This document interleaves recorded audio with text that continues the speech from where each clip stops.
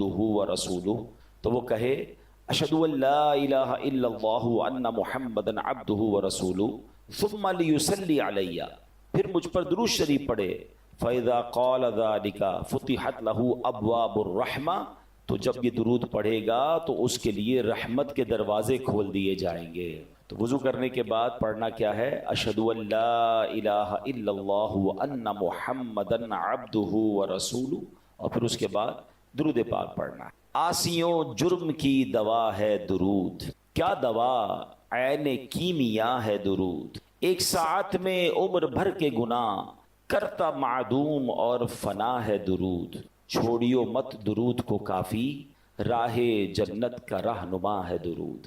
ہمیں چاہیے کہ ہم کثرت سے درود پاک پڑھتے رہا کریں، محبت کے ساتھ باآواز بلند درود پاک پڑھیے۔ صلو علی الحبیب صلی اللہ تعالی علی محمد صلی اللہ علیہ وسلم۔ ہم جب بیان کرنے آتے ہیں تو کوشش کرتے ہیں کہ کچھ نہ کچھ قرآن کی آیتوں کو ہم سمجھیں، قرآن کی آیتوں کو ڈسکرائب بھی کریں اور ان سے کچھ میسج حاصل کرنے کی کوشش کریں۔ اللہ کریم قرآن مجید کے پارہ نمبر 21 سورہ لقمان آیت نمبر 1 سے 3 میں ارشاد فرماتا ہے، بسم اللہ الرحمن الرحیم، الف لام میم تلک آیات الکتاب الحکیم ہدی ورحمۃ للمحسنین۔ آسان ترجمہ قرآن کنز العرفان، یہ حکمت والی کتاب کی آیتیں ہیں، نیکوں کے لیے ہدایت اور رحمت ہیں۔ اب ان آیتوں کی ہم ذرا تھوڑی سی تفصیل سمجھنے کی کوشش کریں گے کہ اس کا شان نزول کیا ہے، بیک گراؤنڈ کیا ہے، یہ آیتیں کس سینیریو میں کس وجہ سے نازل ہوئیں۔ اب جناب شان نزول یہ ہے کہ غیر مسلم شخص تھا جس کا نام تھا نضر بن حارث، مکہ مکرمہ کا رہنے والا تھا۔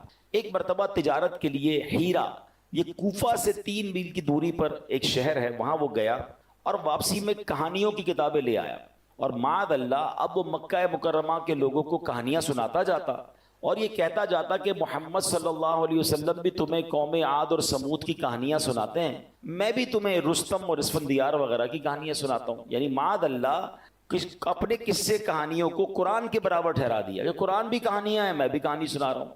تو اس بدبخت کی مذمت میں، اس کے رد میں سورہ لقمان کی آیتیں نازل ہوئیں۔ اب اللہ نے کیا فرمایا؟ ایک جگہ ارشاد فرمایا رب تعالیٰ نے، وَمِنَ النَّاسِ مَن يَشْتَرِي لَهْوَ الْحَدِيثِ لِيُضِلَّ عَن سَبِيلِ اللَّهِ بِغَيْرِ عِلْمٍ وَيَتَّخِذَهَا هُزُوًا أُولَٰئِكَ لَهُمْ عَذَابٌ مُّهِينٌ۔ ترجمہ کنز العرفان، اور کچھ لوگ کھیل کی باتیں خریدتے ہیں تاکہ بغیر سمجھے اللہ کی راہ سے بہکا دیں اور انہیں ہنسی مذاق بنا لیں، ان کے لیے ذلت کا عذاب ہے۔ یعنی نضر بن حارث جو کہانیوں کی کتابیں اٹھائے پھرتا ہے، اس پہ خرابیاں ہیں۔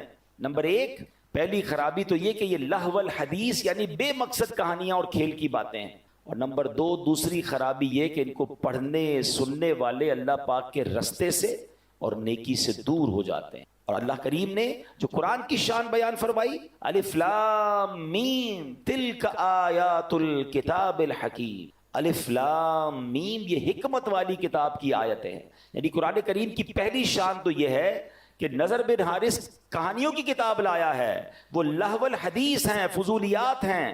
قرآن کریم کی شان یہ ہے کہ ہر لفظ حکمت بھرا ہے، ہر لفظ میں خزانے ہیں۔ اور آگے ارشاد فرمایا ہدن یعنی ہدایت۔ دوسری شان یہ ہے کہ قرآن کریم صرف کتاب حکمت نہیں بلکہ کتاب ہدایت بھی ہے۔ نضر بن حارث کی ان کہانیوں کو پڑھ کر بندہ بھٹک جاتا ہے، قرآن کریم کی تلاوت کرے، چاہے سمجھ کر کرتا ہو یا بغیر سمجھ کے کرے، عربی ہو یا عجمی ہو، عالم ہو یا بے پڑھا ہو، بس قرآن کریم کھولے، ادب کے ساتھ اس کے الفاظ مبارک اپنی زبان سے ادا کرتا جائے، اس کے ان الفاظ کی بھی تاثیر یہ ہے کہ وہ دل میں ہدایتیں اتار دے۔ سمجھ نہ بھی آئے تو تلاوت قرآن امپیکٹ رکھتی ہے۔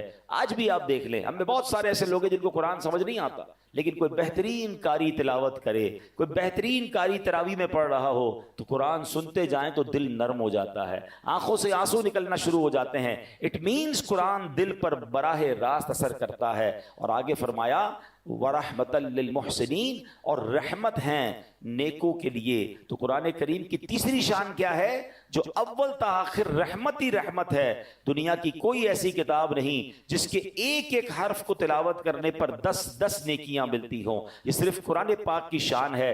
بندہ جب قرآن پاک کو کھول بیٹھتا ہے نا, صرف قرآن کو دیکھنا شروع کرتا ہے, پڑھنا شروع کرتا ہے, چھما چھم رحمتیں برسنا شروع ہو جاتی ہیں اور نیکیوں کا ذخیرہ جو ہے وہ بڑھتا چلا جاتا ہے. اب پیارے اسلامی بھائیوں, اب یہاں ہمیں بہت اہم بات قرآن سے جو میسج لینا ہے. آج ہم میں سے بہت سارے لوگ کچھ نہ کچھ پڑھ رہے ہوتے ہیں, کچھ کتاب سے پڑھ رہے ہوتے ہیں, کچھ فیس بک پہ پڑھ رہے ہوتے ہیں, کوئی یوٹیوب پہ دیکھ رہے ہوتے ہیں, کچھ سوشل میڈیا پوسٹیں ہماری نظروں سے آ رہی ہوتی ہیں, گھنٹوں ہمارا کچھ نہ کچھ ہماری آنکھوں کے سامنے سے گزرتا ہے, لوگ پڑھ رہے ہوتے ہیں. اس مقام پر نضر بن حارث کے ان باتوں اور قرآن کریم کا تقابل کر کے جو ہمیں میسج دیا گیا نا, وہ سمجھنا ضروری ہے. نمبر 1, کچھ بھی پڑھنا ہو اس میں پہلی بات یہ چیک کرنی ہے کہ پڑھ کر ہدایت ملے تو پڑھ لو, فضولیات پر مبنی ہے تو بچ جاؤ. جو پڑھ رہے ہو اس سے حکمت و نصیحت ملتی ہے تو پڑھ لو. فضولیات ہیں, گمراہی آتی ہے, نیکی سے دور ہو جاؤ گے, اس سے بچ جاؤ. اگر اسے پڑھ کر ثواب ملنے کی امید ہے تو پڑھ لو, اور ثواب ملنے کی امید نہیں بلکہ گناہ کی امید ہے, اس سے بچ جاؤ. تو اب یہ کلیہ سامنے رکھ لیں کہ کیا دیکھنا ہے, کیا سننا ہے, کیا نہیں سننا, کیا پڑھنا ہے, کیا نہیں پڑھنا. اگر یہ بات ہمیں سمجھ آ جائے تو قرآن نے اپنی شان بھی بیان کر دی اور رہتی دنیا کو پڑھنا, سننا, دیکھنا کیا ہے اور کیا نہیں دیکھنا اس کا فارمولا بھی بتا دیا. اب میرے پیارے اسلامی بھائیوں, حضرت زید بن اسلم رضی اللہ تعالیٰ, دیکھیں قرآن کتنا امپیکٹفل ہے اور اس کی ایک ایک آیت, ایک ایک سورت کس قدر درس رکھتی ہے. ایک مرتبہ ایک شخص بارگاہ رسالت میں آیا اور نبی پاک علیہ الصلوۃ والسلام نے کہا کہ ایک صحابی سے کہ یہ نیا مسلمان ہوا ہے, نئے شخص آئیں کو قرآن سکھاؤ. صحابی رسول نے لے کر بیٹھ گئے اور قرآن سکھانا شروع کیا. ایک اور بات سمجھ آئی کہ قرآن سیکھنا سکھانا یہ دربار رسالت میں موجود صحابہ کا طریقہ تھا. ایک حدیث پاک بھی ہے, خیرکم من تعلم القرآن وعلمہ, تم میں بہترین وہ ہے جو قرآن سیکھے اور دوسروں کو سکھائے. ہم اتنے سارے لوگ بیٹھے ہیں, کیا ہم ان بہترین لوگوں میں شامل ہیں یا قرآن خود سیکھ لیا ہے؟ اگر سیکھ لیا ہے تو کیا دوسروں کو سکھاتے ہیں؟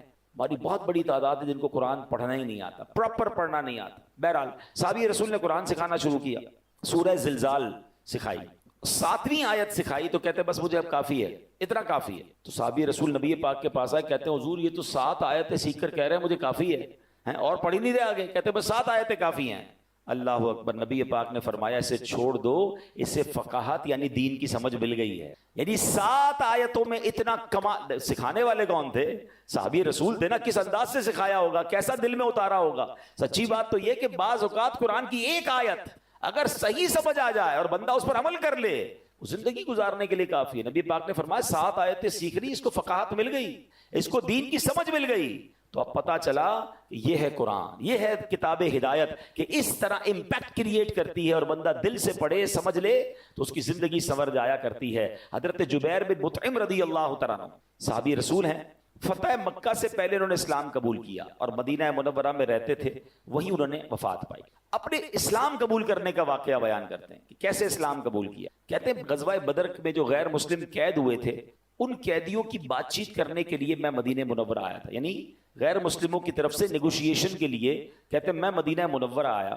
جب یہاں پہنچا تو مغرب کا وقت تھا, مسلمان مغرب کی نماز پڑھ رہے تھے, نبی پاک علیہ الصلوۃ والسلام امامت فرما رہے تھے, اور پیارے آقا نے نماز کے اندر جو آیت تلاوت کی, وہ نماز کی جو تلاوت تھی وہ مسجد کے باہر بھی آواز آ رہی تھی, اور پیارے آقا سورہ طور کی تلاوت فرما رہے تھے. اب میں حیران ہو گیا کہ آواز کیسی ہے, قرآن پڑھنے والا کون؟ اللہ کے حبیب علیہ الصلوۃ والسلام جن پہ قرآن نازل ہوا ہے, اور کلام کس کا؟ اللہ کا کلام. کیسی تاثیر ہوگی.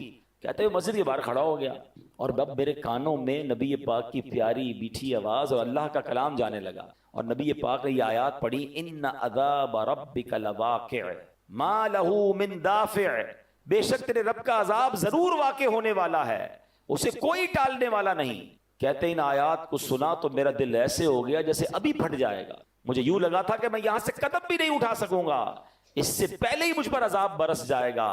میں نے اللہ پاک کے عذاب سے ڈر کر اسی وقت توبہ کی اور ایمان قبول کر. آئے تھے غیر مسلموں کی طرف سے نیگوشیشن کرنے, مگر قرآن نے دل پر ایسا امپیکٹ کیا, اتنا انڈرسٹینڈ کیا قرآن کو کہ فوراً ایمان قبول کر لی. تو یہ ہے قرآن. اللہ پاک ہمیں قرآن اس کی حقیقی روح کے مطابق پڑھنے کی توفیق عطا فرمائے. اللہ اکبر. قرآن گناہ گاروں کو کیسے ہدایت دیتا ہے. ایک بار حضرت ابو ہاشم رحمۃ اللہ تعالی علیہ فرماتے ایک مرتبہ بصرہ کشتی میں جانے کے لیے سوار ہوا.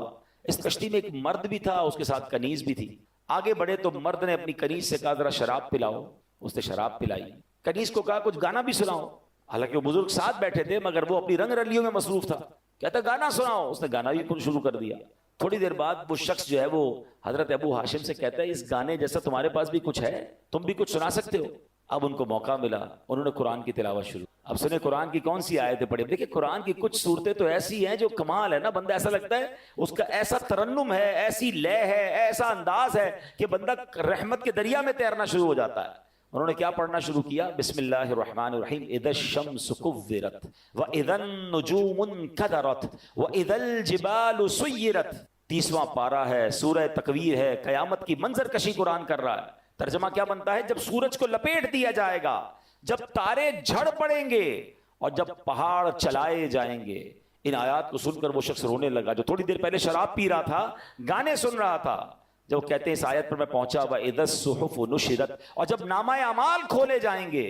روتے روتے وہ شخص اپنی کنیز سے کہتا ہے میں اللہ کے لیے تجھے آزاد کرتا ہوں, اس شراب کو پانی میں بہا دو. اور اب کہتے ہیں وہ ابو ہاشم رحمۃ اللہ تعالی سے پوچھتا ہے کیا میری توبہ بھی قبول ہو سکتی ہے, میں تو بڑا گناہ گار, میں شرابی, میں برے کام کرنے والا, قرآن سے مجھے ہدایت مل رہی ہے. اللہ اکبر. اللہ والوں کو قرآن بھی کیسا یاد تھا, اس کے اس سوال کا جواب بھی انہوں نے قرآن سے دیا. فرماتے ان اللہ یحب التوابین ویحب المتطہرین, بے شک اللہ بہت توبہ کرنے والوں سے محبت فرماتا ہے اور خوب صاف ستھرے رہنے والوں کو پسند فرماتا. ہائے ہائے, یہ سن کر اس بندے نے توبہ کر کہ اللہ کا پیغام ہے کہ اللہ توبہ کرنے والوں کو قبول فرماتا ہے. تو یوں قرآن زندگیاں بدلتا ہے, یوں قرآن ہدایت دیتا ہے, یوں قرآن دلوں کی دنیا بدل دیتا ہے. مگر بات یہ ہے کہ قرآن سے محبت بھی تو ہونا.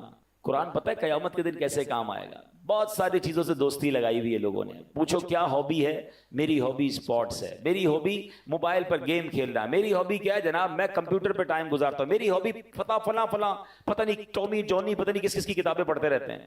ارے مسلمان کی پہلی ہابی تو قرآن ہونا چاہیے, پہلی مصروفیت تو قرآن ہونی چاہیے. سنو قرآن کیا کام دے گا.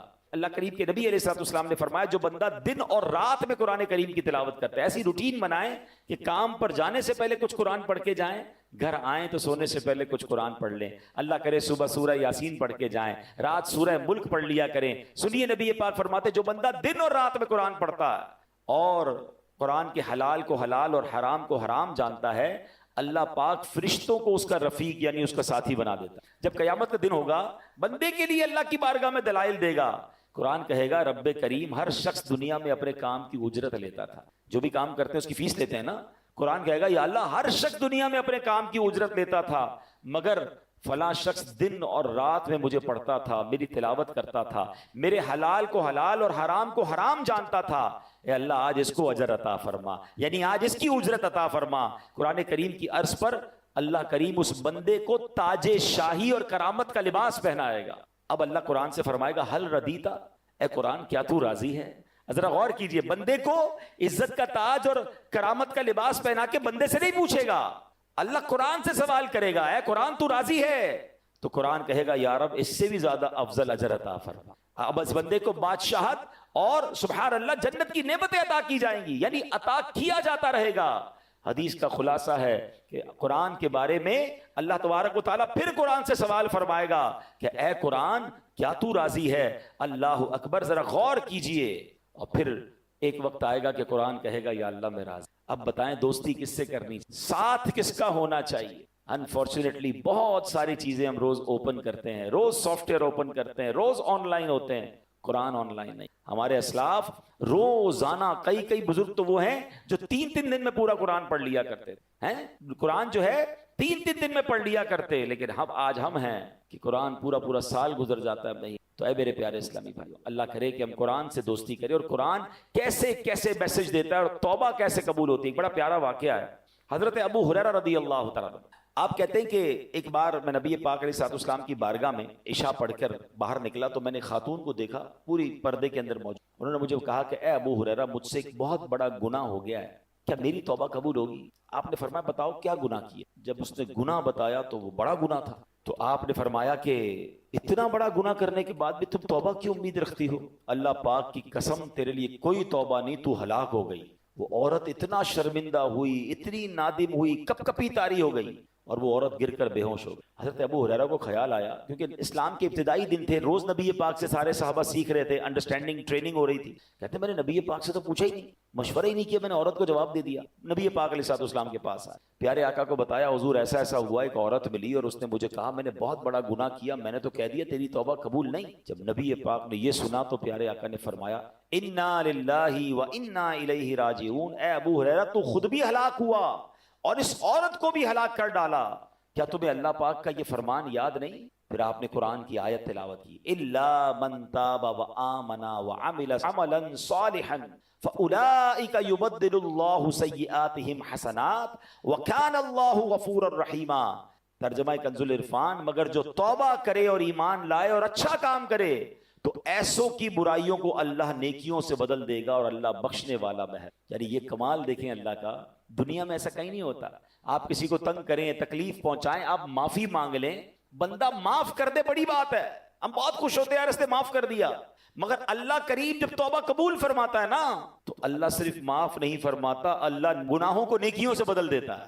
گناہ معاف کر دے اس کی بڑی مہربانی، فرمایا نہیں، اللہ جب راضی ہو جائے تو گناہوں کو ہی نیکیوں سے بدل دیتا ہے۔ بلا تمثیل سمجھانے کے لیے کسی بندے کے آپ نے لاکھ روپے دینے ہوں اور آپ پیسے نہ دے رہے ہوں، اور تھوڑے عرصے بعد آپ جائیں کہ یار معاف کر دو، بڑی تاخیر ہو گئی، میں نے بہت تنگ کیا آپ کو، آپ کا قرضہ دینا ہے مگر لیٹ ہو گیا ہوں، اور اگلا کہے قرضہ بھی معاف کیا بلکہ 1 لاکھ روپے اور تمہیں دیتا ہوں۔ بندہ کہے یار تاخیر معاف کر دیتا بڑی بات تھی، پیسے تو لے لیتا، پیسے بھی نہیں لیے، ڈبل کر دیے۔